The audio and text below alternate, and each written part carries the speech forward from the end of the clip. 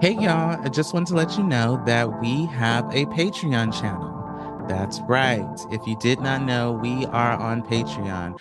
Our Patreon is $8.99 a month where you can come and watch all of our visual elements to our podcast show. So all you have to do is click the link in our description box and it will take you right there. It's only $8.99 a month. Make sure you go and subscribe. Bye.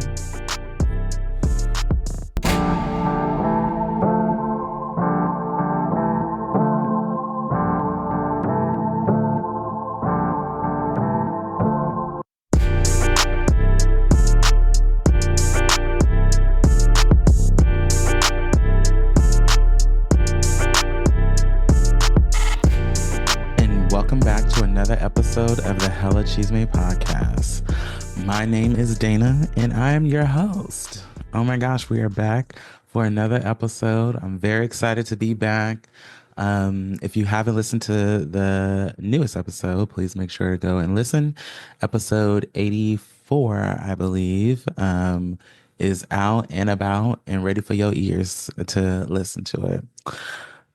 Welcome back, everybody. Happy Labor Day. If you're out there in the streets Labor Day, I know in Atlanta, it's Atlanta Black Pride right now. So hopefully y'all are out there having yourselves a black ass time and enjoying the sceneries and the boys and ladies or in theys and thems. I've been seeing y'all on the internet, y'all out there acting up. I love that for you. Meanwhile, I am here in California, and it is hot. It has been very, very warm these last couple of days. And I mean, my Lord, that's why I am maintaining this fantastic tan that I got when we were in Fiji. It has not left me yet. I feel like right now I'm just like more golden chocolatey, which, is my usual tone but over the winter it starts to fade away, but it is not faded. It's still here, which is fine by me. I've learned as I've grown up to embrace how dark I get during the summer. And, it may not be for everybody, but it's for me. Um, but yeah, it's warm. It is Labor Day weekend. I've been trying my best to stay relaxed during this 4 days off of work, and just enjoy my time at home. And then tomorrow, will be tomorrow and we'll get right back into the foolery of the work week. And that is fine by me. But how y'all doing? Are y'all taking y'all care of yourselves? Y'all been drinking some water? Did you have your therapy session this week? Did you go for a walk? Did you go to the gym? Did you make sure to go get that pedicure, get that weekly maintenance or bi-weekly maintenance? I don't know how often you girlies go, but a bitch like me, I try to go get my nails done like every month because I get dip. I think we've talked about this before. And so I try to hold on to it as long as I can. But they still look good. So, I'm about another week out. But did you get your things done? Is all I'm trying to make sure. I'm trying to check on you real quick. Um, Making sure you're maintaining yourselves, making sure you're maintaining your mental health is always important. And in any way in which form you feel like that is necessary. Um, but it's been a lot going on. The last work week was pretty hectic. We came off of a busy, I worked 7 days the week before because I had to work the weekend. We had a recruitment event that we had to have. Then went right into the new work week. I had Monday off last week though. And we went to the Marietta Hot Springs, which is near us here in Southern California. Um, and it was a beautiful, beautiful place. It was very nice. They had like, I mean, I think they have like 10 different pools. That may be a wrong number, but um, they have a lot of them to say the least. It's a huge property. If you follow me on Instagram, I took a couple little clips and videos of it. And it's pretty. It has like a huge pond in the middle of it. And then it has a nice gym. I got me a nice little workout in before I started to dive into the foolishness of the day. Um, it's just pretty and it was relaxing and we had a good time, a yang tang doodle. I was here for it. Then, yes, then got back into the work week. I didn't have a work computer for a couple of days, which was putting me behind on lots of the things I need to get done. Shout out to IT and how long they love to take to do anything. I love that for y'all. Um, but after that, things started to just, the week just flew by. Uh, and then the weekend was here before I knew it. And now the weekend has been here and the weekend has left. I had a good little weekend. Saturday, I went out with some friends, some squirrel friends, and we hung out. And I think every time I go out and have those types of weekends where I'm out and about in the world, I remember why I just rather stay home and drink. And, you gotta, I went out, I bought a little couple of items, because I just looked in my closet and wasn't really feeling what was in there. So I bought a couple of new things to wear. And I was like, why do we do this? It's nice to go out and be social and it does recharge my social battery, but I do feel like I'd be like, girl, I could just be at home on my couch, eating some snacks and having a free drink instead of paying $15-20 for one. But it was fun. It was good to go out. It was good to step out and do some socializing and getting out into the world and seeing what was going on. Um, but also during this weekend, I have been catching up on Love is Blind UK. I got the chance to watch the Love Island season 7 reunion and I don't know which one to start with. Let's start with the reunion. I mean, Love is Blind. I mean, not Love is Blind. Love Island USA season 7 reunion. I mean, the season you've all seen the season. The season was good. It was fun. This was my very first time ever watching Love Island. I had tried to watch one of the international ones, but it wasn't capturing me. Um, and I turned it off. So, but this season I watched because everybody was real hyped about this season. So I watched the entire thing and it was good. I'm a huge fan of Olandria and Shelley, even though apparently they've been getting bullied about being mean girls online during the show, which, I mean, mean girls. I would not say they were mean girls at all. I would say when it came to having each other backs in the season and during the show, they definitely did that. And as two darker skinned girls in a house full of, um, fair skinned young ladies and other young ladies of different descents who, men outwardly will say, we don't like dark skinned women or we don't necessarily like black girls like that. I feel like that is fine. I feel like they should have had each other backs in the way that they did. And I feel like, is calling a spade as far as I'm concerned. I love how they have stuck together and continue to maintain their friendship. And I think that's okay. And then on a bigger perspective of all the ladies and how they tried to create like a sisterhood and they tried to make it make it just like very family oriented. They're in this house for days and weeks. And, I mean, they have hundreds of episodes of one season. So, I understand the bonding and trying to bond with one another.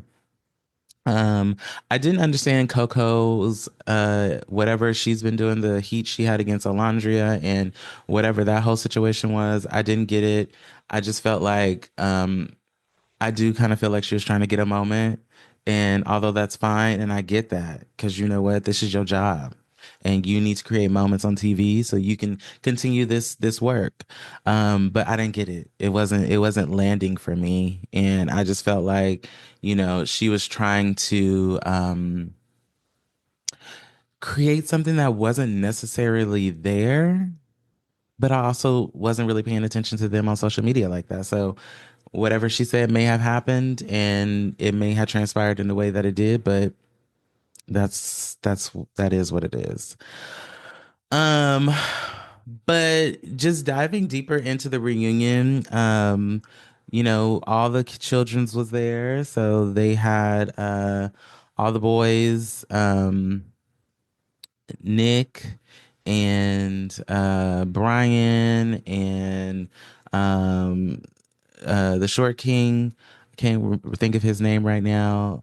That was on there. Ace and Taylor and Clark and Iris and Pepe, and so all of them were there, and even in Huda and what was that young man's name? Huda and not Huda. Chris was the last guy she was with. What was the other boy's name? Jeremiah. Jeremiah. They were all there. And I will also say that I didn't feel like they dug into the Huda and Jeremiah's relationship storyline situation as much as I would have liked them to. Um, And maybe they didn't for a reason, but also Huda kept making references to she can't talk about her dating or who she's dating currently because of Netflix or something like that. And I love when Andy was like, "You let Netflix know that this was the top rated TV show on Peacock in the world." And I love that statement because I didn't understand what she was trying to do or say. Like, maybe she's gonna be on one of the Netflix shows that's coming up next summer or something like that. But it wasn't landing for me, and I didn't understand what she was trying to do. But I wanted them to dive deeper into Jeremiah's and Huda's situation on the show because I just wanted to hear kind of their perspectives on it now that they recorded this almost a little, I think almost just about a year ago. And I kind of wanted to, hear how they felt and what they thought now. Um, but yeah. Anyway, Amaya and Brian, the winners, were definitely there in full effect.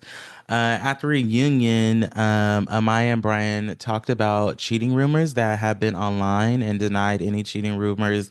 And they, said that whatever I guess had happened while he was at the club, and I guess he used to be a bartender or whatnot, and had admitting to quote unquote lapse of judgment in the situation, where, I guess he was taking shots with these girls and doing a little bit too much at the club. And Amaya was sitting there supporting him and was talking him through the whole situation and was giving, like, we talked about it, we're moving on from it. It's not a big deal.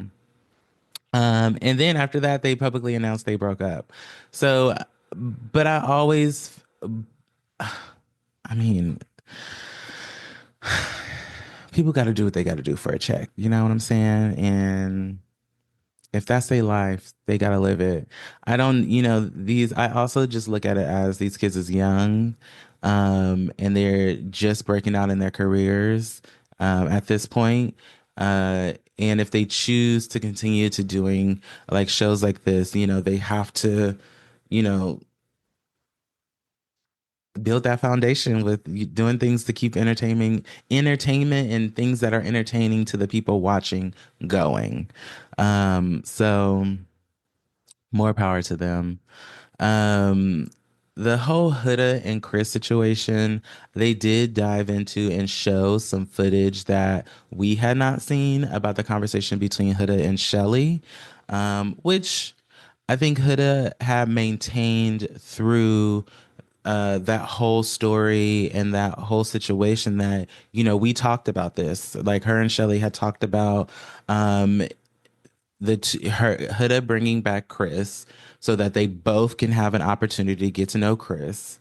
But I do feel like Shelly did not necessarily want to get to know Chris because she was really trying to feel what was going on with her and Ace. And I think Ace made that worse because he was feeling some type of way after through the entire show. This man was like maintaining the fact that he was going to explore other options and other people and was very open and honest about it the whole time.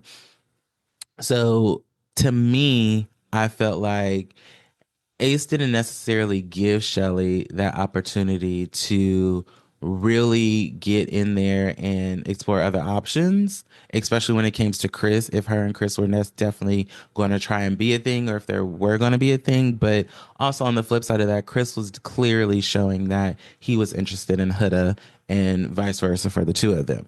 So, we all know how that ended. And, they maintain that they don't speak, Chris and Huda, and they had not been in contact with each other. And Chris had mentioned that Huda did reach out to him prior to coming onto the reunion, and he's just like, sis, you should have did this a long time ago.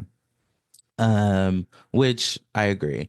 Anytime you trying to reach out before you know you about to go be on a reunion or a show of some sort, it's important. It's like if you know you about to do that and then you gonna finally reach out and apologize, like the semantics of that does not look good or people aren't gonna take it well. So she shot herself in the foot with that one.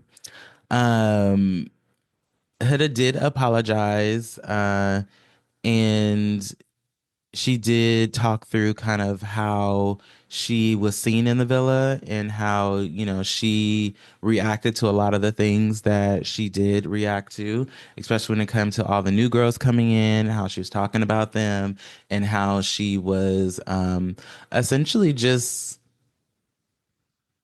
you know, coddling Jeremiah like he couldn't get to know other people. Like,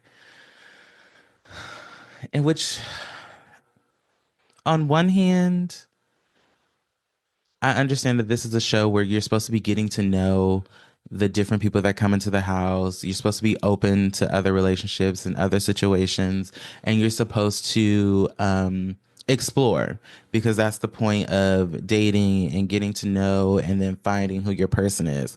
I get all of that. But I think on the flip side of that, it's also okay to really like someone and to be with just that one person if that's who you want to be with, in a healthy manner. Because I feel like they talked a lot about like Jeremiah love bombing Huda, uh, over liking her too much, which that I didn't understand any of that either because if you like somebody, you like somebody no matter the amount of like in which you do like them. It's just I didn't get it. But again, kids. Um I think also there was also they talked about the rumors of Huda potentially dating Luis Russell, which I think that's the whole, she is saving that for Netflix or she can't talk about it. I don't know. I don't really care who the girl is dating. I mean, I don't think anybody else really cares who she's dating either, unless you're like a huge Huda fan. Like, and I'm not to say that I'm not. I'm just like, I don't give a fuck. Um, from there, I do, they did go back into like the heart rate challenge, which was like a huge part of the show where Huda and Shelly's friendship kind of started to fall apart a little bit. Which I also understand that after the show, they stayed in Fiji or in an Airbnb there in Airbnb somewhere for a couple of weeks after the show had wrapped and after everything was over. Um, because in that heart rate challenge, Huda had gave Chris a lap dance, Ace a lap dance, and was looking all over him. Like they showed all that footage and was like bouncing her ass all over him and everything. Like she was doing the most. And to me, it kind of felt like, for what? Like, why are you doing all that on my man? And if you got Chris over here next to you, and Chris had picked up Shelly, and I feel like he was doing the most with Shelly too. So I just feel like, you know, y'all got to call a spade on that one because y'all was all doing the most as far as I'm concerned. Everybody was kissing on everybody. Everybody was licking parts, licking whipped cream off of parts. Uh, yeah, they was doing the most. um, so and then I think the other couples, it was nice to see Iris and Pepe. Um, they seemed like they were together on the show. The whole Nick Alondria, I think in the show it was um a cool moment when Alondra came to pick up Nick after he had got eliminated and where she allegedly had got eliminated. I think that was a moment for everybody. And obviously, people who were watching the show saw something that a lot of other people didn't because I never really saw Nick and Alondria getting together or wanting to be together or the fact that he had a crush on her or any of that. That was never made apparent to me. And till this day, I still don't feel like I get or understand the whole Nick Alondria thing. So, but they seem to be doing something together or continuing to maintain some sort of relationship um, now that they're not there. So that's cool for them. Um, and Alondra, get that check, girl, because she out here. I've been seeing her. She was just out a cookout in Atlanta for I think it was Southwestern College in Atlanta. I may be completely wrong, but she was there with Marseille Martin and with Zoe and with a couple of big names in media right now. She was there. So she's doing her thing, and I love that for her. The Shelly and Ace, they seem like they are together, and he's seems to be head over heels for her. I love that for them. I'm not fully engaged in their relationship. I just whenever I see Shelly and Alondra together, I'm like, oh, I'm tuned in for that. But Ace to me seems like a fuck boy. Moving on. Um, Clark and Taylor seem happy. They probably are the cutest little couple. Clark got on a horse. She talked about it. She's living her best life with her country husband, her country man, and I love that for them. That's all I gotta say. I just felt like Taylor, he just he should have just been blatantly honest with Alondria from the beginning instead of wasting her time and having that girl all open trying to, figure out if they're going to have a relationship or if they are actually going to do something together. And I feel like he should have just been very honest with her and was like, and should have just been like, I'm not feeling it. I'm not feeling the same thing that you're feeling. This isn't gonna work, is what I feel like he should have did. And he didn't do that. So that's kind of where I'm at with that. Um, and that's pretty much the highlights for me. The reunion after that, I think, it was definitely an emotional roller coaster. It was all over the place. I don't feel like they talked to every single person because they had some of them in like a little bit of a waiting room or something like that before they sent them out on stage. Um, some of the people who some of the bombshells that came in, they, talked to some of them, but not all of them. I don't remember them talking to all of them. But for the most part, they talked about some of the big moments. They talked about, some of the moments that we all have been talking about in on social media and here at home. So For my first season of um Love Island, I think, I am happy with what I got and what uh what I saw. So I'm good with it. Um so Love is Blind UK.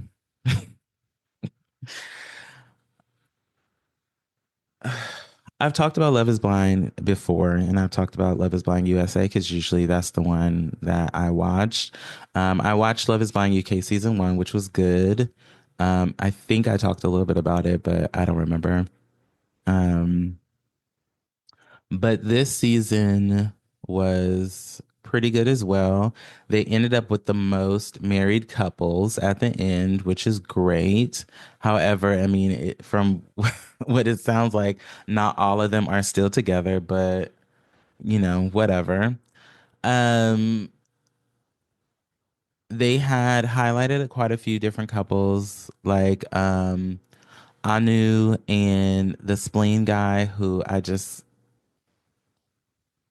every time he said it, I was like, somebody get this nigga off TV, please. Like, why does he keep talking about his spleen? Um, and then Joven and Katisha. We had Karen and Megan. We had Billy and Ashley. We had Cal and Sarova, Jed and Barda. And those were kind of the highlighted couples this season for Love is Blind UK. And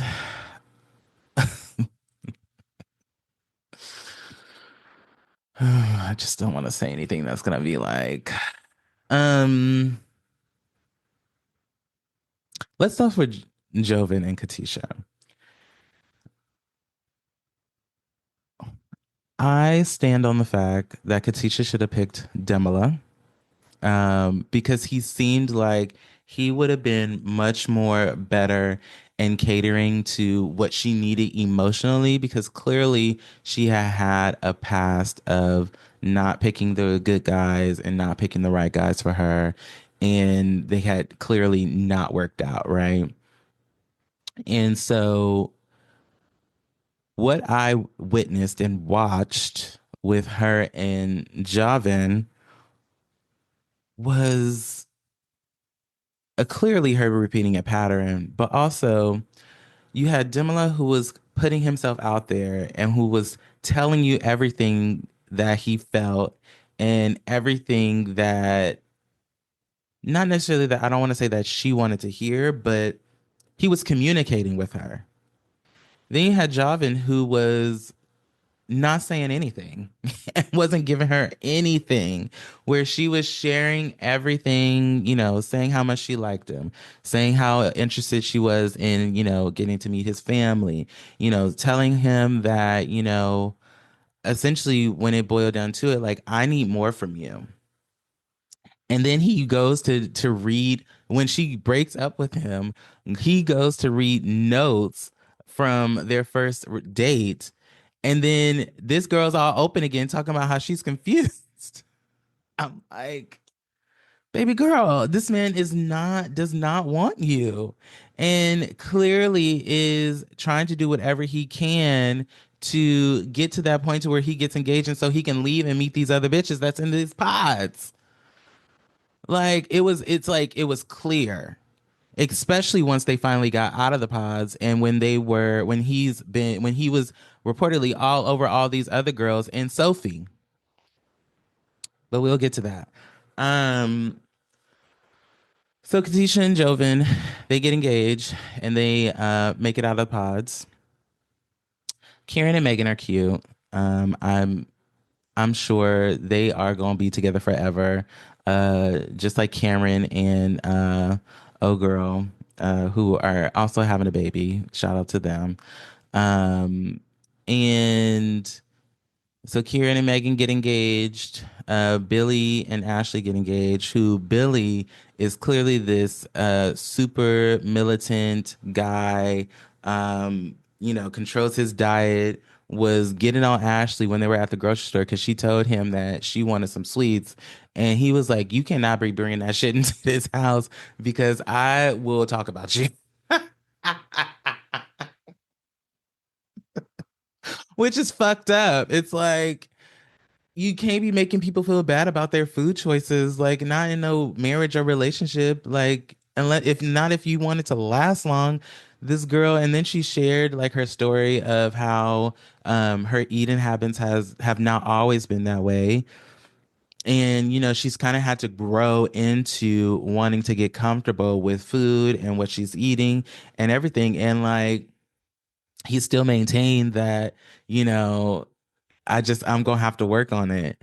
And I didn't get it. Like, this bitch want a cookie. Let her have the fucking cookie. Like, I don't get it. Um, but they still got married and they still ended up together. It is word on the street that they split after the reunion, but hey, we'll see what happens. That's the same thing for Cal and Sarova, the Indian princess, posh princess. Um, which he was cute, but I did feel like I didn't necessarily think they had a very strong connection because even when he was talking about her to her mom and talking about her when he did his vows, I was like, "What you like about this girl? You like that she has a posh accent? You like what else?" Because also he had said that she's not his usual type, which is usual type of some like white blonde girls, is what he said. And I mean, if they ain't together no more, I can only assume that he went and got him a white blonde girl. But we'll see what happens. I'm just saying. Jed and Barta are definitely not together. Barta did not want to marry Jed because Barta wanted to dominate Jed, which I think was not a thing that Jed was willing to let happen. Period. And and I think my homegirl got some money that she liked to fling around, and he don't like that. Um, which most men don't. So, hey, she said no, they're not together as far as it says here. Um,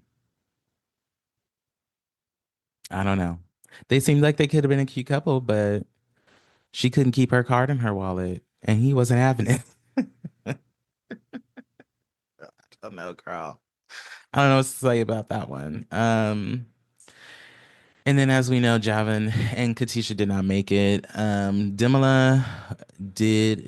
and Dimala did meet up. And, I do think that part of that conversation with that woe was me from Dimala was kind of annoying because I'm like, boy, you didn't get her. That's fine. It's probably for a reason, unless they started to date after all the recording happened. But we'll see. Because we haven't even got the reunion yet. But I don't know. I still, I love Love is Blind. I do. And I enjoy watching it. I love watching the people fall in love. I love watching them date. I hate when all the drama happens because it's frustrating, especially when we back to Javin and Katisha when they went and did the mixer and this motherfucker went back out and this girl was at home crying. And clearly she was mad because she had been seeing him flirting with Sophie before he went back out while they were at the mixer and then told him.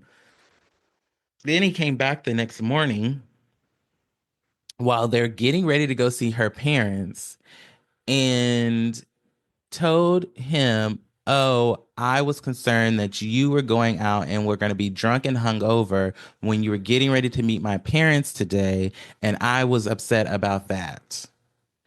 I'm like, bitch, if you don't tell this man that you saw him flirting with that other bitch and that you was worried that he was gonna be fucking around with her, like, I just the lack of communication or clear communication for me. I was just like, wait, what? And he was like, well, why would you think I would do that? You know, you can trust me. And then Megan told the whole story because she said, no, he was all over all these bitches and he was with Sophie in the photo booth and the curtain was closed. And Kertisha said, no, ma'am, not me. And she got up out of there. And I don't blame her. She should have left. She should have never picked him, as far as I'm concerned. And everybody knew it. And and I feel like she was crying about it and she was feeling some type of way because everybody said it, because everybody knew that this motherfucker was a fuck boy from the start. I mean, there was nothing to say. Even them stupid ass notes he read to her about their date said nothing. So I don't know. But it didn't end well and it wasn't sitting right with me. I was like, you should never pick this motherfucker because he ain't shit and ain't worth shit. Um, so those are kind of my highlights from Love is Blind UK. I think for me, what pisses me off the most about the Love is Blind and how it's been moving, it's very clear like they know they have to pick some couples that they think will make it or people they think will make it through the whole, but then they also have to pick people that will create some sort of drama and that will carry some sort of storyline to keep people engaged and entertained, right? But, you know, I don't like that part. I like the falling in love part. It's the hopeless romantic in me. Um, but that's it, y'all. I just wanted to talk a little bit about that and um, just share my thoughts on Love is Blind and Love Island. But all right, I have a full episode ready for y'all today. We gonna have a little guest today. We gonna get into some things talking about relationships, which is perfect because we've been talking about Love is Blind, talking about Love Island. So why not have a full episode where we're talking about some relationship things? So I'm gonna take a quick break, and then I'll be right back. Bye. Hey girl, yeah you. I'm trying to figure out why you're not subscribed to our Patreon channel yet. We've been telling y'all for months now to go ahead and get subscribed to our Patreon. It's only $8.99 a month. Other than that, make sure you are following us on all of our platforms like Instagram and Threads. Yes, we are really active on our social medias, just like everybody else. Other than that, we hope that you all are enjoying the show and make sure to follow, like, comment, and subscribe. Bye. So this week, we are going to be having a conversation. So to start, my husband is on this episode, and y'all gonna be nice. And welcome, babe. Well, thank you. Thank you. I appreciate it involving me in your project. Oh, thank you. So the last episode that you was on was the Leave It in 2023, which we featured you on there as Pushing P. I don't know if you remember that whole conversation about Pushing P. And it was a good episode. I mean, it was fun. It was like that was our first half of the year doing the show, and then we ended it with the live episode of talking about like trends and stuff that we're going to leave in 2023 at the time, which is crazy to think about, is almost about 3 years ago. Well, it'll be 2 years and then 3 years at the end of next year. Yeah. But welcome back. Thank you. Thank you. What's been going on? How's life been? How's married life been? What's been happening? It suits me. I mean, I like it. I don't know. I don't know if you feel the same way, but I feel like it's definitely working for me. I mean, I think it's working for the both of us. I think it's fine. It's been, we've been living our life. I talked about our trip to Fiji on the first episode back, Bula, bula. And how we had enjoyed ourselves. Clearly, you're still living in your Fiji attire. I mean, there's nothing wrong with a little Hawaiian island treatment. So how has work life been? I always do a check-in with our guests and our people, but how's work? What's been going on with work life? I mean, hair grows, still needs Yeah, to be done, that's so right. I do it. Yeah. Yeah. And we be living our lives and Hmm. doing our clients as much as we can. Yes, definitely. Um, so this week we're gonna get into conversations about intimacy, right? Okay. And intimacy beyond sex and intimacy in different areas and aspects. I thought it could be a perfect episode to bring you on and have that conversation with, since we are married and we all have past dating lives. Hmm. And I think it could just be a good conversation to have, and I think it's gonna be fun. Okay. We get to practice a little intimacy. We can, oh, I guess as we get into the conversation, actually, there is different forms of intimacy, Yes, yes, right? yes. Intimacy can Um, be beyond sex. yes, which is a great question to start with. So, like, what do you think of intimacy and what do you feel like it is? Um, being at the age that I am now, Mm-hmm. what I consider intimacy is definitely different than what I thought of intimacy 10 years ago, Mm-hmm. 20 years ago, Mm-hmm.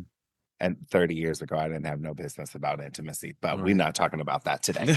I think that like intimacy is to be able to be like your unapologetic, authentic self with somebody Mm-hmm. Mm-hmm.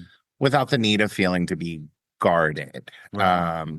I think that, yeah, like sex is a great way to start with that because I mean, you're completely naked, you're completely vulnerable. But like, what happens when it's not just about the act of being intimate, but like, this is an intimate relationship? Right. Does that, you follow? You know what I Yeah, mean? no, yeah. I mean, when you think intimacy and what it means is like closeness, trust, Hmm. and vulnerability, right? Yes. So how are you going to show up in those ways in whatever situation that you're in, right? Hmm. And how can you emotionally put yourself into the space of the person that you are with at the time?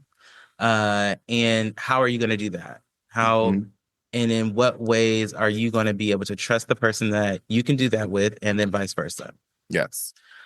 Um, yeah, same for me. I think that when you are trying to be intimate with someone or being intimate with someone, it's really truly trusting that they're going to take what it is that you're doing and are giving, Hmm. and it's enough for them and feels kind of that emotional and cup for the relationship or for the person or whatever. So, I guess that brings me to a question because you said try. Hmm. And I feel like when you're being intimate, I think that it's something that if it's authentic, it should be happening organically. Organically. Maybe you make a conscious effort, but I don't think Yes. you should have to try to To be be intimate. intimate. I don't Yes. know if that's you Hmm. know what I mean, a point to be made, but like, Hmm. Hmm. um, yeah. And I say try because sometimes it doesn't come naturally for everybody, right? I guess that's true. And I guess you everything have to make an you effort. have to make an Like, effort. yeah. Yeah. Okay, okay. I'll take that back. I'll live with that I one. mean, I'm just I'll live saying, with that one. you I guess know? because it's been so organic for us, Yes. Yes. most of our relationship. I think one of the first times that I realized that we were being intimate Hmm. was when you told me you had never like laughed during sex before. Yes. And I Yes. thought, Yeah. okay, I'm definitely doing something right here. This Yeah. is definitely something different. And laugh in a way, not meaning like it's funny, but just like that It was it fun. was It was fun. funny. Yes. It was funny. I am one to laugh and crack jokes and Hmm.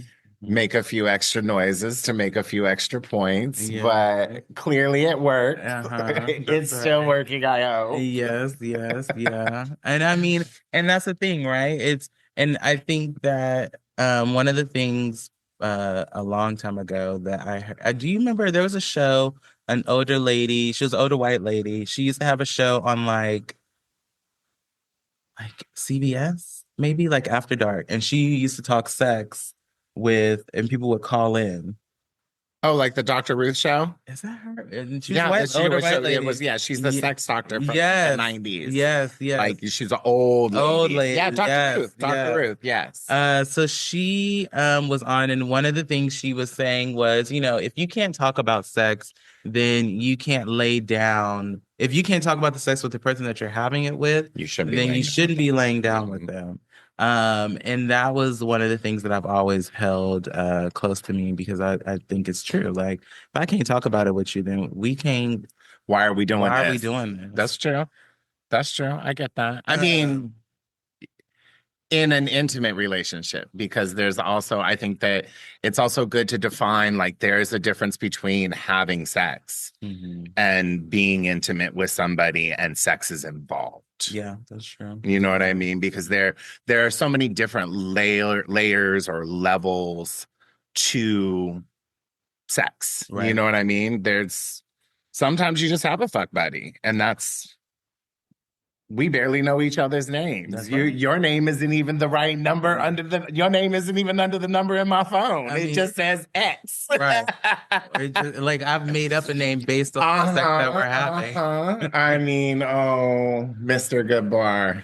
Is What? that one of the names that you had in your phone, Mr. Goodbar? Mr. Goodbar, that was one of them. Oh my God. I mean, you from the very beginning, I mean, you were always babe in my phone. Yeah, I put in here Paris Kissy Honey Face because that's how it is in my phone. So just and getting a baseline of defining what intimacy is, it's talking about emotions, right? The Okay. intellectual part of it, the spiritual part of it, the experiential part of it, where we were talking about like doing different things in the bedroom or just how can we make connection intimate with one other person? And then the physical side, which does not always mean sexual. A common misconception about intimacy is that it is the same thing as sex when that's clearly it's not. No. And it actually shows in research that intimacy is multidimensional, right? It can mean many different things. It could be different things for people. Sitting in a room reading a book with your partner can be intimacy. Uh, I feel like pillow talk is a part of intimacy, where you're talking about, depending on what you're talking about, or just sharing things about your day, or the setting in which you're doing it can be just that and intimate. Well, Oh, I mean, I think like when you start talking about pillow talk and being intimate, because there is that moment of like when you're downloading your day with your partner, there is no real judgment, mhm. maybe about like the situations and the people that are involved, but like even if I'm wrong in a situation, I know that I can be told that and be vulnerable enough and intimate enough to be like, this is how I'm really feeling in the situation. And this is really what's going on. And I think that sometimes those conversations can be more intimate Mhm, mhm. than physical intimacy, however that Yeah, to be defined. yeah, I can Yeah. see that. Which I think leads us into kind of the diving deeper into this conversation part. So let's talk about casual dating. So we both have had a dating past before we were married. And I want you to like dig into kind of those experiences. And Do I have I to? mean, not necessarily. We don't need to I like don't want to dive go. into it. God. But really the conversation that I want to talk about is intimacy when it comes to casual dating. Okay. I think that, when you're Well, I think you have to also to define the question for me. What do you mean by casual dating? Like, are you dating for a boyfriend? Are you dating for, I mean, I come from a different era. I know girls that used to go out with men just because there was a meal involved. And but that is that the kind of casual, like, what are we talking about when we that's a say good casual dating? question. Like, I think that's a good question. For me, when I was dating, okay. at one point I was dating just to get to know different people. And with the thought that at some point I would end up in a relationship. But I think a lot of the issues that I found when I was dating was that I think um I was exuding wanting to be more serious than the person that I was dating wanted it to be. Okay. And so, whereas, I've always been a hopeless romantic, you know this. Hmm. And I've always loved the romantic part of dating and being in relationships. Okay. And I think sometimes that can be too much for when you're dating or casually dating. So I think that casual dating part is relative to who the person is and whatever they are looking for. I mean, so you're just talking about dating. It's not even necessarily casually. We're just talking about dating in general. Dating in general, Okay. sure. Okay. That's Got it. fine. Got it. Got it. I'm like, because casual dating, I feel like casual dating is, Well, I mean, also too, I think when you have this conversation, when you talk about dating, there is dating for gay men, which well, we gonna get into that. okay, I mean, and then there's like dating to find a partner, Yes. and then there's dating because you're bored and you want something to do and you need that serotonin hit of like, oh, somebody likes me, somebody's texting me, somebody's. I mean, but I that's mean, are we talking about it or are we no, not we talking are. about it? No, I we just want to make are. sure that like, There, it because is like that, but that's exactly my point. Is like in casual dating, how can you be intimate with a person that we're just dating? Like should you we're should you even be taking it that far? I think that's also the part of it. Like what is the line? I mean, I personally, I don't, I mean, how much intimacy should I be having with a person that I don't know that well or that is Okay. not necessarily known to be like a trusted source or a trusted confidant? You know Okay. what I mean? But then on the flip side, in what I do for a living, there are very intimate conversations that I have with perfect strangers all the All time the where we're time. both being very vulnerable and Yes. both being very honest about situations and things in our lives. So, Right. I mean, I don't know. I guess I'm having a hard time trying to put like, how do those like, because the Connect. intimacy doesn't necessarily need to be physical or sexual. That's right. Because intimacy, I have very intimate relationships with, A lot of a people. lot of my friends Yeah. that where, like, Yeah. yeah. So, I I mean, I don't know. I don't need I mean and that's why I was like, okay. So if you met this person on the app, y'all talking, y'all go on a date. Y'all go on the date, the chemistry's there, it's amazing. Okay. Then but when before y'all went on this date, you're like, okay, I think I'm just gonna go meet up with this guy. You're telling your friends, we gonna meet up, we gonna go out on a date. And I'm just really down for the meal, like what you were saying Like I was earlier. talking about before. Okay. But y'all get there and you find yourself in this setting where it's like really good. It's like Okay. the chemistry's there, it's really nice. We're vibing. But that is a part of intimacy, right? Because you are connecting on a different level. There's an emotional connection. Because I mean, like having chemistry, I think is one thing that has to come before intimacy. Even if Mhm. you or do you know what I mean? Like, okay, maybe because there's chemistry, you feel this like, okay, we can go a little deeper, we can go a little more honest, we can Mhm. go a little, To the next level of yes, it. Okay. yes. But I mean, I don't know. Mhm. I think that people get it confused. Yes. Do you know Yeah. what I mean? Like when you start to talk about, chemistry and vibes and intimacy, and because you can have somebody where you can go, okay, I'm totally physically attracted to this person. That is Hmm. my type. You Hmm. get over there and you go, oh my God, the fucking personality's a bust. Yeah. Where he's just like, Like I can't even have a deeper conversation with you. oh.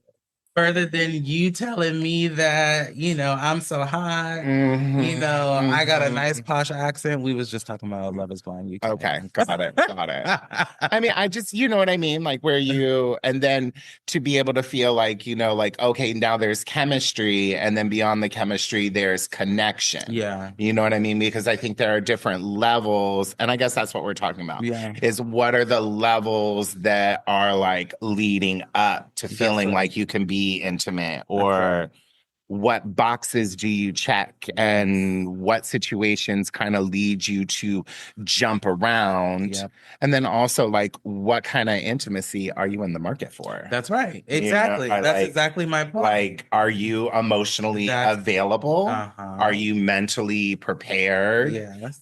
Is your karma on the level of where you're like, okay, I'm living my life that like I deserve this, Mm-hmm. and it's gonna come to me. I'm Mm-hmm. attracting the right things. Yeah. Like, I don't know. I don't, I mean, that was the reason I wanted to have the conversation of just like, I think it's worth having a conversation about, especially in a world where dating is heavily on an app now. People don't necessarily, Meeting is on an app. meeting is on an app now. Dating happens in real life. Yes. Finding love happens in the real world, one on one, away from a screen. I mean, unless there are people who are using AI to date. Well, AI is not going to fuck you. Hey, I, I'm. You can hey, quote me on that one. I hey, mean, listen, people are getting very creative. I mean, that's fine, but I guess the other thing too is that like, but that's not real because there aren't real emotions being involved in there. There's no feelings. AI can't feel for you. That's true. AI can read an algorithm and say, okay, when a person says this, most people respond to Gone it this this way. way. So this is what we're going to do. It's a pre-recorded conversation that has been already been written out before you even thought up the question. Well, and it also builds on your past experiences with it too, right? To make itself stronger. Like that's its job. But I mean, we've dived into a whole nother room. Oh, sorry. But anyway, so just going back, so I think another myth and misconception is casual dating has no intimacy, which is not true. I think us sitting here having that part of the conversation is clear that there is some sort of intimacy that comes up as some way, shape, or form. I think it's just based on the person's in the situation and what it is that they're looking for, right? Like you said, if you're dating someone and it depends on what is it that you're essentially looking to get out of the date, what is it that you are available for? Because I think that a big thing is understanding if you are even emotionally available to even go through anything with another person. Well, and I'm going down the road that you're going. I think the other thing that you've got to throw in there too is luck Hmm. and timing. Hmm. You know what I mean? Like you meet someone who had a conversation with their mom that morning and they're thinking a little bit, oh, being kinder, being more honest, being whatever it is funnier that you're looking for Yeah, that day. yeah, You know what I mean? Somebody cuts you off at work or on your way to work, and now you got an attitude and you show up to you know what I mean? Like there are yes. so many different, like, I mean, layers to that. But I think once you get to a point that like you're casually dating Yeah, and you're thinking of being more honest or more intimate, um, you're checking multiple boxes, and then is it casual anymore? right. Yeah. At what point do you just start defining what the relationship is? And well, I mean, and just like, okay, oh, I'm casually dating you, but I'm being emotionally vulnerable and available to you. And we're being what I feel like is very intimate. Yeah. Um, are you still searching for that with other Other people people, yeah. or Yeah. amongst other Mm-hmm. things? Mm-hmm. Mm-hmm. I mean, I'm asking questions there. I mean, it's a good question. I mean, and so the reality of it is that intimacy doesn't disappear just because there is no label. I Mhm. think that we made that clear. People can form emotional bonds even in relationships, or what we can talk about next is situationships. In fact, studies have shown that people in casual relationships report levels of trust and connection that look at like real relationships, which, that's also for you to define, right? Like if you are with this person or y'all just dating, I used to say all the time that when I was dating was I'm not dating this person, I'm seeing this person, which I feel is a difference as well. Well, I mean, once we started dating, you seen me every fucking day. So yeah, I would imagine. I don't know how it was with the other guys before me, but I mean, yes, once you started seeing me, you didn't have time to See see nobody anybody else. else. That's right. And situationships, another myth is that situationships can't have boundaries, which I don't believe Hold on, that. wait, what? A myth is situationships can't have boundaries. I just want to. So that is a statement, and I think it is a true statement. It is a myth that situationships cannot have boundaries. Any relationship that you're in or with can have whatever kind of boundaries that you put on it. It's your life. Exactly. Which makes it possible to create an emotional connection or some sort of intimacy within those type of situationships. What is the difference between a situationship and a relationship then? The difference to me is that y'all have not labeled what it is. Like y'all are having a relationship or you're just again, like I just said, you aren't even calling it dating. You're talking about this as my friend. You're talking about But what happens when the situationships start to like cross over into other parts of your life? Like that. you say situationship, and I think maybe it's because of my age, I think hookup culture. Uh-huh. And I think here's this person. I call them on Thursday and Sunday nights. They know what's up. I know what's up. Mm-hmm. Like that to me is that to me is like just kind of like, okay, this is the person that I'm hooking up with. Yeah. Situationship, like, I mean, I don't know. Are you going out on dates? Are you Waking up introducing them to cuddling. your friends? Is Uh-huh. it wham bam, thank you, ma'am? Is it, are you staying the night? Like, but then is that not negotiating the boundaries of a situationship? And then how is that really different from a relationship? I think you should ask that question right into the camera because there's a lot of these girls I out mean, there who are doing I'm that. just asking. I'm just like, I'm I'm trying to like, add if the girls ain't asking the questions, then I'm baby, ask. I'm here to help. well, because it's trying to understand why are you wasting your time? Why does it have to be wasting time? Because if If, it's if you had a goal in mind, okay, if you had a goal that you was trying to get to, okay. I think in any situation where you're talking about dating or you're talking about we about to go, what was the end goal? If you didn't have any expectations or none of that, then okay, you end up with whatever you feel like you have time or emotions for at But I mean, I think it's like timing and luck. If you're out here dating to be in a relationship and you end up finding a guy that is not necessarily relationship material, but the sex is great, Mhm. well, then set yourself up with a situationship. There are people out here all the time find dream job, don't love it. Yes. So when you set out looking for something, I think that there's that luck and timing. Okay. Sometimes you got to take what the world has to offer. And if you got lots of oranges, make orange juice. I mean, right or wrong, babe, I don't know. Oh my Like, God. I can't. I don't know. I think because when I think I just everybody is different. So I can't imagine if if you have an intent or knowing what your intent is, then I don't know. If you're trying to date, if you're not trying to date, or if you just want to meet people, just out here having fun, trying to create a rotation, then do you. Yes, without a doubt. But I mean, I think going back to what you were saying before and talking about boundaries, like what boundaries have you set for yourself? That. So often we want to have conversations about what does this look like with other people? What does my life look like when there are other people involved or invested or whatever? What boundaries do I have set up for myself? Yes. What are my intentions? What's available for me that I'm like, I'll date a guy that's been to jail, or oh no, I'm not doing that. That's like, and that's just an example. I mean, are you open to a non-monogamous relationship?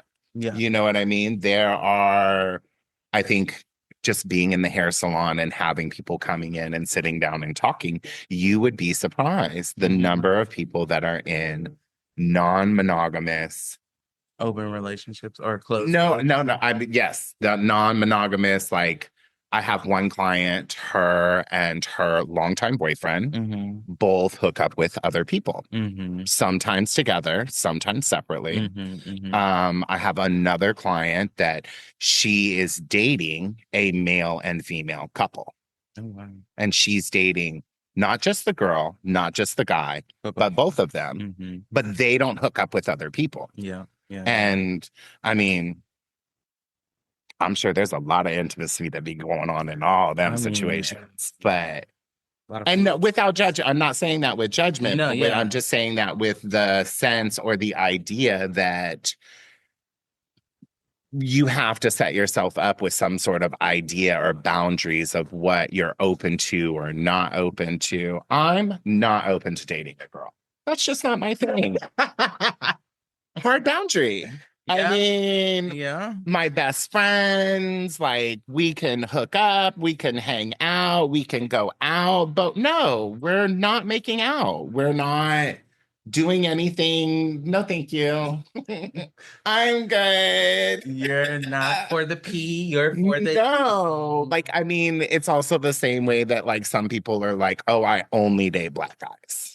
You go, oh, okay, that's your thing. That's where you're like, your bread is buttered. and good for you. You know what I mean? Like, okay, like, but there's this whole world out there in that kind of like saying it, but not saying it, is that it may not come in the package that you're looking for, that you expect. Like, everybody's not going to be fucking 6'6" and, dim body. And yeah, like, and that's great. If you want to hold out for that, you go, babes. You do what you gotta do, boo-boo. Intimacy might be hard to come by for you, though. Okay. And I bet you that there is probably some 5'8" man that is pudgy that would rock your motherfucking world every night of the week the way that you want it to. But because you won't look at him twice, you missing out on that kind of intimacy. But again, there are so many things that go into it. It's not like it's just this one. It's not a one size fit all. And it's not one way to fill a jar. You know what I mean? You may be pouring something into another area of your life, and all of a sudden you're being fulfilled over here by and with someone that you didn't even expect. Yeah, that's all very true. So I think what it boils down to is talking about like situationships and casual dating. Intimacy can be real in those spaces. I think it just comes to what the person is looking for. Hold on, wait. I just want to make sure we're clear. You said it can or cannot be. It can have intimacy. Oh, okay. It just depends on what the person. It depends on the person, I think, is what it just boils down to. And it can change. It can change based on whatever it is, right? Yeah. So moving into what we were talking about when we started was like marriage and long-term relationships. As we've been together for 7 years. To 2020. No. What? 2018 was when we started dating. When we were together. I just know when we got married in 2021. There we go. I didn't exist before we got married. Nothing. My whole life. So, speaking in terms of like marriages and Okay. long-term relationships, I think that there's a lot of different misconceptions, and different people have ideals around what happens in long-term relationships and marriages. And one of those things is that kind of that intimacy factor, or that the element of having sex and everything changes and or dwindles or dies when you're in a long-term relationship and or a marriage. And I mean, I think we could just start off by saying that that's not 100% true at all. I mean, I think that people that don't work at it, I can understand how that becomes a thing. People that aren't Mhm. interested in keeping it spicy Mhm. or, willing to change it up, or I can understand how that could or would be true. But then also on the other end of it is that, like, does it become more beneficial and give you like a higher sort of like serotonin boost or Mhm. whatever the chemical dopamine, whatever happens when you're able to be intimate about your feelings and what's going on. Mhm. I, Mhm. we've had some great sex that Mhm. I would say wasn't necessarily like intimate, and then we've had conversations where we've cried and there's been nothing sexual that I have thought have been very intimate and very like vulnerable and revealing. Mhm. Mhm. So Mhm. where does it lie, or what is it? Because with time, I, I keep thinking in the back of my mind there is this like I don't know where I heard it or where it came up, but it keeps kind of like popping up for me in this conversation is that like at what point does the marriage become the best marriage that it can be, and that you'll be the happiest in that marriage that you can be? And that's when you find that your partner isn't necessarily your lover anymore, but your best friend. Mhm. And who can you be the most vulnerable and intimate with Mhm. than your best friend? I agree with that. And in fact, a good fact that I'm going to share is according to a 2016 study in the Journal of Sex and Marital Therapy, couples who report high emotional intimacy were significantly more satisfied with their relationships and their sex lives, meaning the two are more connected, but intimacy is a driver. And it's not just about sex, which kind of leads exactly to what you're saying. Like the conversations that we've had were super, have been having those conversations and being able to stay connected, uh, I feel like do drive continuing to grow closer and continuing to stay connected. I also think, which is something that comes up in the what we'll talk about, is like those check-in moments. Like those moments of asking questions, those moments of being like, so what's been going on? How have you been feeling about things? How any things that we need to talk about? Um, which I think are important. Yes. I think to go back just for a second though, and the another question that I want to present or is with intimacy and having sex, are we no longer having sex? Are we then making love? I mean, you tell me.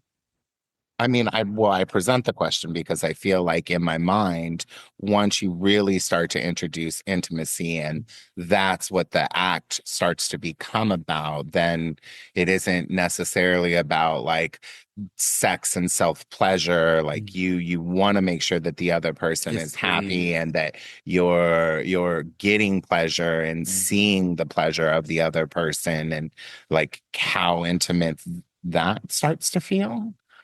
Well, so here, okay. I think let's start here before we answer that question. Okay, sorry. Making love, Uh-huh. making love means that it's so in my mind, when I hear making love, I feel that it's like it's slow, it's progressive, it speeds up at some point, and then we get to the climax that we get to.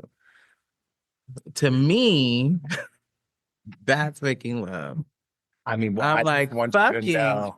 I just want you to know that all your making love to me has not been slow No, I and mean, but that's also, sweet I think that and depends on the person too. Like, that is relative to how a person enjoys sex. well, I mean when you say slow, I think, oh, it's slow and it's passionate. I'm Hmm. talking about intimacy and the act of intercourse becoming something other else than just sexual relations. That Okay. once Got it. we're like the Okay. equation is Yeah. plus this plus this Yeah. equals this. Right. And I guess that's what I'm saying is that like if you're being intimate with a person and you're in the act of having sex, Right. are we then making love or because I mean you could be making love and fucking at the same time, Yeah. which because but you can just fuck too. But that's what I'm Or saying. you I'm can like, I and don't. you just like where is the dissection of all of these things and what does that equation look like Yeah. to create the end result of what we're labeling relationships as? Is it a situationship because we're this, and this? Can you Hmm. make up your mind before you go into it? Hmm. Or are the things that are at your feet and in your hands, those are what they are, and you just need to do the equation and what it equals is what it equals? But that's if a relationship doesn't continue to have that connection, then yeah, it is. It's gonna be just like, I'm just here to give you what you want. You just here to give me what I need. And at the end of the day, I'm about to go eat potato chips on the couch. I mean, but we can make love and be intimate and eat potato chips on the couch too. But that's different. But that's not the conversation that we're having. The But conversation that we're having is that different people, it happens for different people in different ways. okay, Everybody is not us. no, We are not everybody. no, The thank conversation God. that we are having is that there are relationships that, yes, there is a fact that aren't having sex, they aren't even making love, and they aren't having intimate conversations. And I mean, are we talking? I just met him a month ago, or are we No, been we're together for talking 8 years? long-term Oh, got relationships. it, got it, got it. They should seek a sex therapist. I don't know if Dr. Ruth is around anymore, but I am sure that there are I don't think she plenty of is. successors to her that have come after her, and you should seek professional help. I mean, again, I think what it boils down to is that, I do think there is a strong communication factor that plays a huge part in it. In intimacy. In intimacy, Yes. in sex, and when you are talking about intimacy, sex, long-term relationships, if y'all are not properly communicating and are not communicating, then that is the fact and when it all just starts to fall apart. Well, and I mean, also, too, is everybody involved looking for the same thing? That's a good question. Do the partners want intimacy or, do they just want somebody to, the conversation, and I'm sorry, the conversation that we were listening to when we were at the hot springs. Oh, yes, And yes, I just yes. like Yeah, I just that comes to mind. Or do you just it want somebody does. that is like paying half the bills and kind of shows up and is there to be your plus one at a wedding or in the photo with you because you don't want to feel lonely? Like, I Hmm. mean, Very are you 27 dresses. are you going to be intimate with a person like that, or are they Hmm. just there as a placeholder to check the box because you've made up your mind that you're not going to be vulnerable enough, Or do anything or to make this play, relationship go anywhere or else. gamble to go out in the world and look for what you want, or Yeah. be honest with the partner and say, "Hey, some of our best conversations, I think, have started with like." Hey, I'm not happy about this. Yeah. I'm not comfortable with this. Hmm. And vulnerability and intimacy, I mean, we think, oh, intimacy, it should feel good and it's Hmm. nice and it's soft. Hmm. I mean, maybe it doesn't start out that way. Hmm. You know what I mean? Like in anything, if something is going to grow, it's going to have to break. Some Yeah, things have to hurt and be uncomfortable. I agree with that. And I think that's how you grow intimacy. It doesn't just like, oh shit, I opened a door. There it is. Yeah. You know, I mean, if that were the case, everybody would have all of these intimate relationships all around all the time with everybody in their lives. And Mhm. they don't. I mean, I just not even on a relationship level, again, going back to my job, you would be surprised the number of people that I encounter that do not have friends. Yeah. And you want to talk about people that are lacking intimacy and lacking love. Hmm. Seriously, I mean, that's the one thing that I always talk about is, how your long-term relationships based on where you've come from, like family wise too, like connection with parents, connection with mom, connections with dad, The the examples of examples life of life that you have that from you've other had people. Yeah. exactly, and then how you then choose, because it is a choice To mimic to or the exact opposite yeah, of those of relationships. those relationships. Yeah. And when you talk about the lack of love in people's lives, all of that plays a part. Yeah. Um, so I mean, I think we've definitely been clear that it is a piece of communication that plays a role in that when it comes to long-term relationships. And when it comes to marriages, um, as couples, you have to communicate in some way, whatever makes you feel comfortable. I think at the beginning of the show, at the beginning of this piece, we said, if y'all gonna lay down and fuck, y'all should be able to communicate with each other. I mean, why are you fucking somebody? You have your clothes off and you don't You have can't any talk. armor on and you can't have a conversation with them. That doesn't, and not to say that I've always followed that. Yeah. Like, I mean, I've definitely have Oh, laid absolutely. down with people that I had no intentions of being vulnerable or intimate with. But you told them what you needed and what you wanted in that moment. I mean, Do you tell somebody anything like that when you don't even know their name? first, look, you think porn stars have to communicate with each other. You don't fuck me like this. Don't grab my. Oh, I mean, If yes, you want yes, me to, but yes. you want me to come at the end of this situation, you need to put it this deep. No, not. It's like, Okay, well, I mean, intimately, I think you're talking too much about our personal life. Oh, Um, so I think so we did touch on a little bit about same-sex relationships and marriages, and I think in some way, shape, or form, we've kind of those all of this conversation about intimacy and relationship has kind of intersected into that piece. But I do want to kind of sit in that area a little bit of like same-sex marriages and long-term relationships. Just because we are a same-sex couple, which you're a man. I'm a man. I'm a man. I think I present or I identify as a cisgendered male. I mean, I'll respond to whatever. I get called girl a lot. Me too, especially on phone calls. With a They full always think beard. I'm a I don't boy. understand it. I mean, I know the long hair is a little It's a like little, gender bender, but I mean, mean, get it fucking together. the people they just want us to be women. I'm like, Yes. um. And really, I think for me, the part of this conversation is just, the different thoughts and conceptions around gay couples and lesbian couples and or they them couples or whatever you wanna however you identify. Um like it's always said that lesbian couples move faster than gay men couples. And then whenever we talk about gay male couples, it's always, well, after like 5 years, y'all been together for 100 years and dog years. And I'm like, why can't it just be that, we just found each other and want to stay with each other?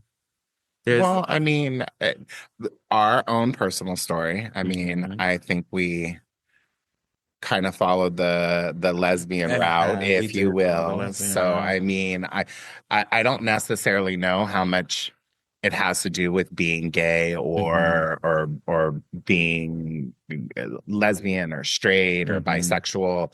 I think it's about the examples that you set and what you're ready for in life. Like what I had said for my Dana and I met, I was 40, Mm-hmm. 39. 39. And I had thought I was ready for a serious relationship. I was a serial monogamist. I was a serial hoe for a while. Like, I mean, I had buttered both sides of the bread trying to figure out where and what fits. Mm-hmm. But when we met, there was something different. And Mm-hmm. I was ready in a different way. There was a different eye that I seen through. There was a Mm-hmm. different ear that I heard things with. Mm-hmm. There was a different voice that I spoke with Mm-hmm. because it was different.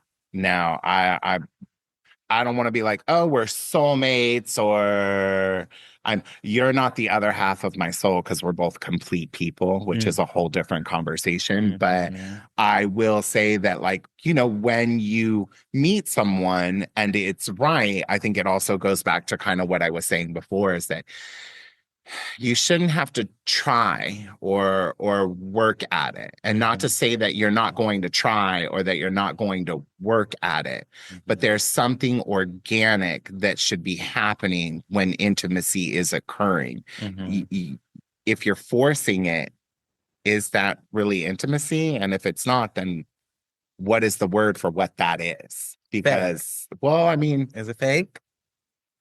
Are is we it really on a fake? show? Is it I mean, no, I mean, I'm seriously asking, like what is that? Like if you're in need of experiencing something, but you're Mm-hmm. not You're not really. there, Mm-hmm. or the person that you're with is not the right person, but Mm-hmm. it's like a drug, you need that hit. Yeah. So you're going in here and you're playing the part with somebody, Yeah. which is a whole nother situationship, I guess. But I mean, I'm just again, there's a whole nother layer and level to that. If it's not happening organically, then what boundaries are you setting for yourself? What guidelines are you setting for yourself? Mm-hmm. Mm-hmm. Um, yes. I mean, I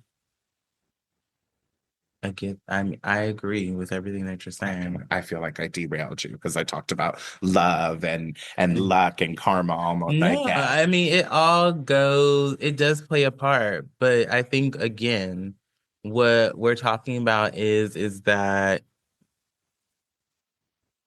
I think we continue to come to the same place of it depends. It's the person.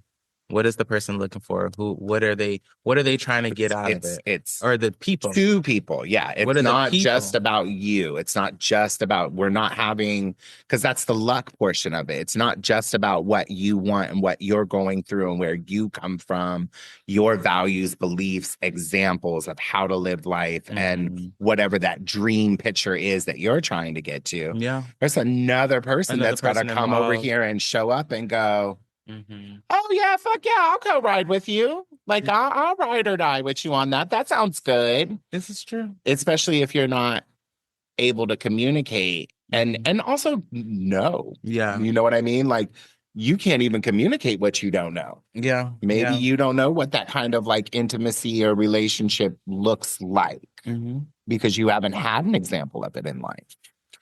And and no examples. And then not only did you not have any examples, you don't even know how to go out and seek it because you've not had any I, examples. how do you build a house if you've never seen a house before? Right. You know what I mean? Like you don't know where to start. You don't even know what you don't know. Hmm. And I mean, you just know that there's something that's missing or that Hmm. there's something that you crave or something that you want. Hmm. And so instead of going out and involving other people in your own bullshit, Hmm. Hmm. be clear about what you want. And I think that's where the communication comes is that Hmm. if you are clear about what you want and what you're looking for, it's easier to find To find somebody to it. be intimate with. I And mean, that is my point. our first conversation about marriage and family and kids was so I was like, oh shit, this could be the one. I threw you out of the house, Mm-hmm. you know? Mm-hmm. And because I knew something was different and everything, oh my God, we're talking about all the same shit. Mm-hmm. But now here we are 7 years later. And I mean, our family is just us. Mm-hmm. Whereas we both were talking about kids and wanting all Mm-hmm. of that. And look at how different this picture that we painted for the two of us compared to the life that we have. Yeah. And I'll take this. I mean, the fantasy is great, Mm-hmm. but reality is real. Mm-hmm. Mm-hmm. No, that's true. I mean, because you had in your mind, you set a frame and a Hmm. picture of what do you want things to look like, and then in reality, it's not necessarily like that. Or Hmm. you get somewhere down the line and you're like, that's not actually what I thought. What I thought I wanted is not You really go, what I oh, want. that's no, that's not it. I don't That's want not that. it. That doesn't seem like a good life. Please don't sign me up for 20 years of that. No, yeah.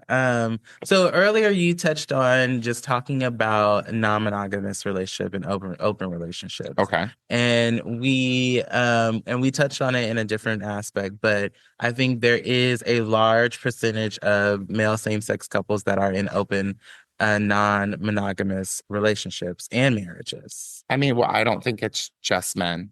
Oh, and women Women have just as and many rights and desires and they could go yes. out here and sow their oats and experience as many things as they And can. they should.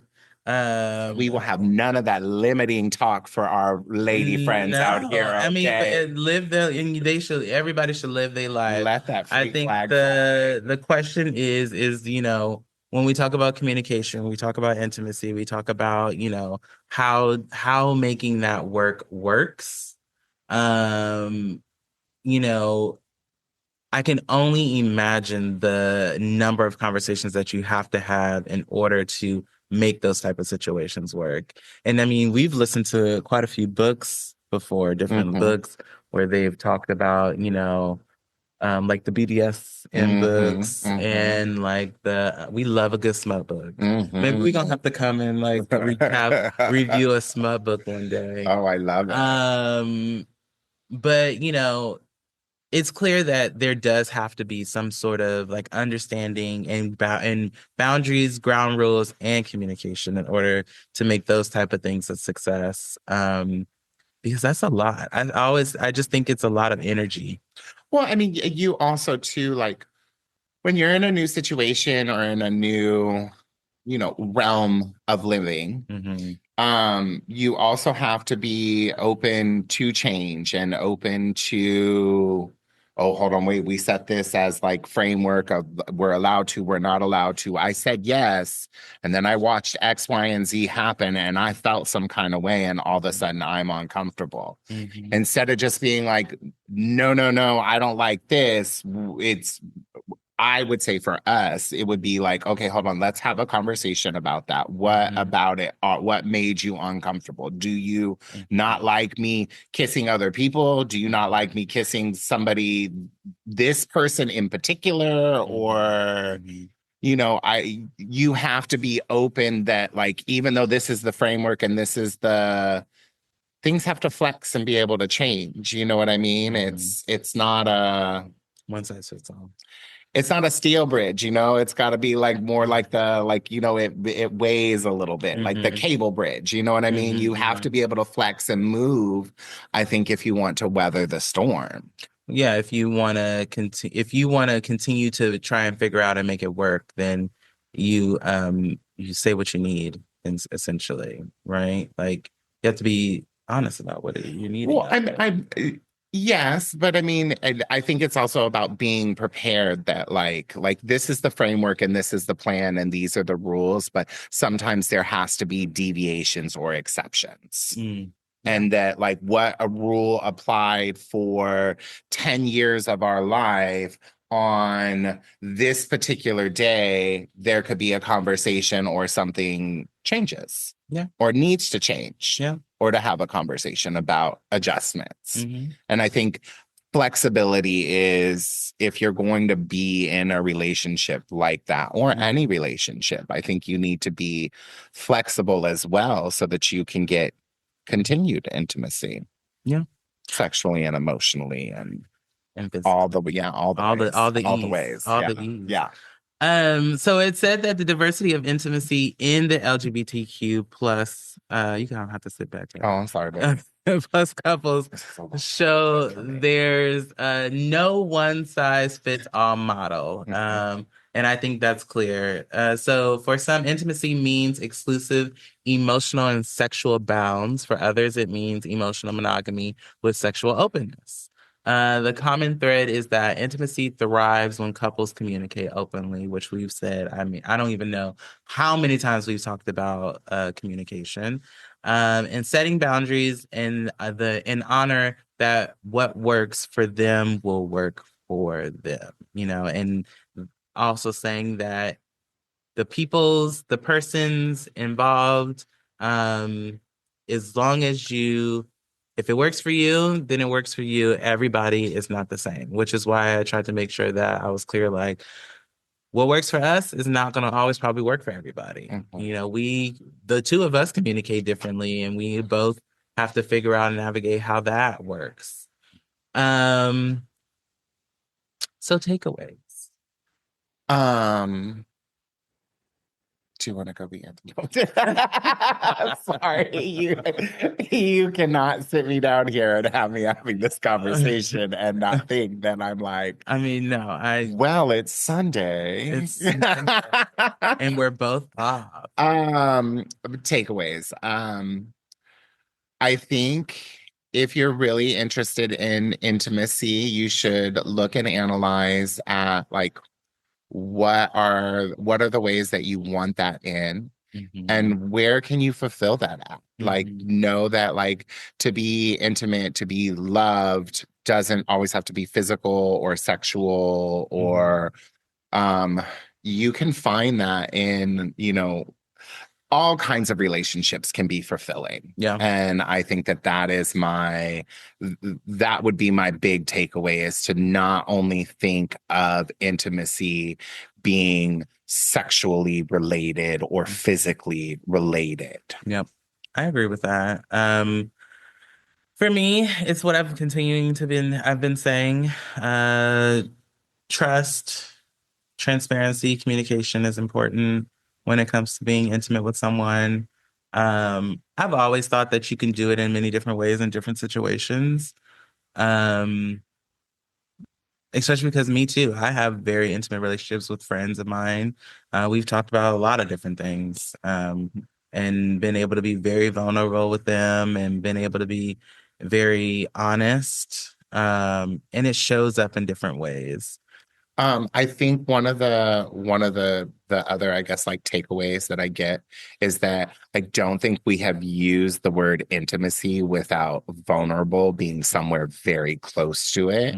So also to analyze the relationships that you're in, is that like, if you want to be intimate with someone, are you also comfortable being vulnerable with That's them? right. Yeah. And then if you're not, what is the driving factor of that you want even a relationship with that person? You know what I mean? Like, I agree with that. I just like, when I heard you say it, I was like, hold on, wait, those two words seem to keep popping up together. Vulnerable, intimate, vulnerable. Yeah.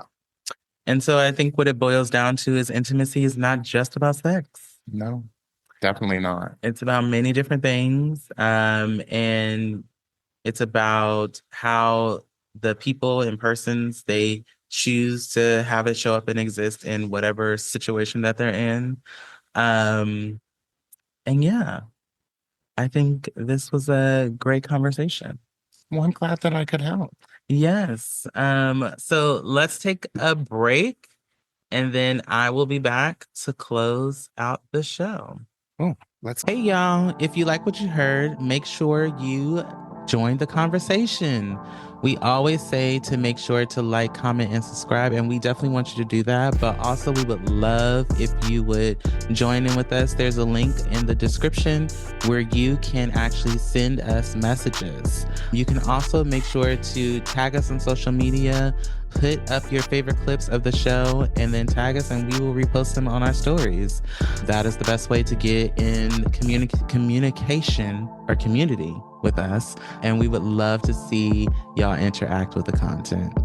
Anyway, thank you for following us and thank you for listening, and we'll see you back for the remainder of the show. Bye. All right, and we are back. So I hope y'all enjoyed this week's conversation with me and my hubby. I think it was a great conversation, and it was something that I have been wanting to kind of dive into and talk about, and I thought he would be the perfect person to have on to talk about it with, especially since we are in a relationship and have lots of intimate moments together. So I hope you enjoyed it. I'm bringing back our final segment, which is where we usually used to do our closing affirmation or used to pull a tarot for the week. I don't know if I'll still pull tarot cards or not. I do want to keep the affirmations at the end because I just think they're good and I think it's pretty cool. And we've been pretty steady with doing them. Um, so, with doing that, I have pulled an affirmation card from, if you remember, my golden mantra deck that I've had since we've been doing the show, which I want to get an updated deck. Golden Mantra actually has a new deck that they had come out, but I want to see like what other affirmation decks they have out there, or like if I can get one that has more kind of that affirmation and tarot crossover. I don't know. I might be making this up, but we'll see what I can find. Anyway, so I chose the card that says, I'm worthy of the love I desire from myself and others. Again, it says, I'm worthy of the love I desire from myself and others. And so it says, my love, you were designed for a graceful, unconditional, and patient love. Allow yourself to be showered and adored every single day, knowing that love is a source that will never run dry. At times, we receive a love so light and full from others that we wonder if we are deserving. Don't question it. Open your arms and allow the love to flow to you. If the love makes you uneasy and pulls you from your heart space and into your mind, know that you deserve better. In this case, ask for it to be given, and if it's not, move on.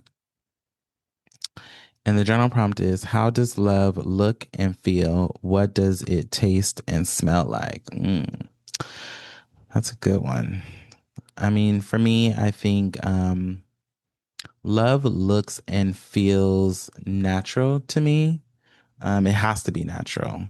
You know, you can't make up how you feel about someone. Um, and it looks like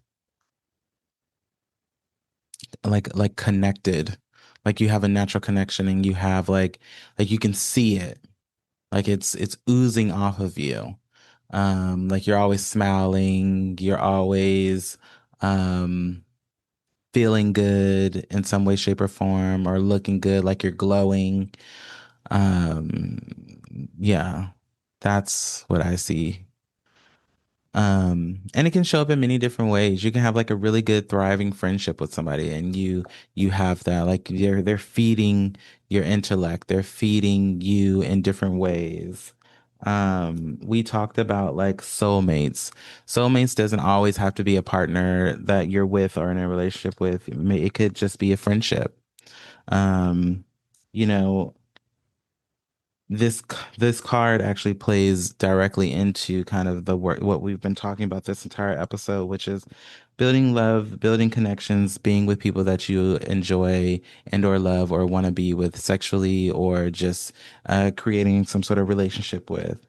Um, and you have to decide what that is for you, and then if it's you and another person involved, you have to decide what that is for the both of you, or the however many people are involved. Because we've always also talked about like non-monogamy and open relationships. And so, I think, God, what it boils down to is being communicative with each other and building on that relationship.